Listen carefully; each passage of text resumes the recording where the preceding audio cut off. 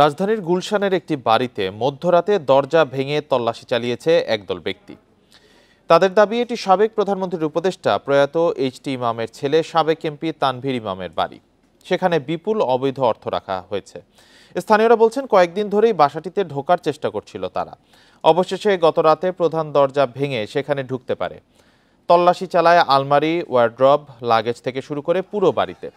তবে আইনশৃঙ্খলা বাহিনী ছাড়া কিভাবে এই তল্লাশি চালানো হলো এ প্রশ্নে দিতে পারেনি কোনো সদুত্তর। এই ঘটনার পর প্রাথমিকভাবে আটক করা হলেও রাত 2:30টার দিকে তল্লাশিকারীদের ছেড়ে দেয় পুলিশ।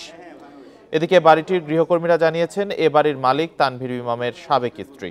প্রায় 27 বছর আগে বিবাহ বিচ্ছেদ হয় তাদের। তিনি বিদেশে রয়েছেন।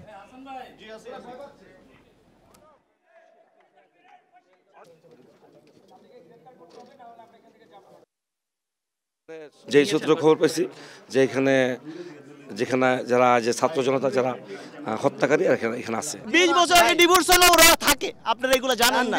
আয়ের দরজাটা ভাঙ্গিয়া সব লুটমাট করে লয়ে গেছে। দরজা আধা ঘন্টা ধরে দরজা লাইতে ভাঙতেছে। কি করব, বাধ্য হয়ে আমি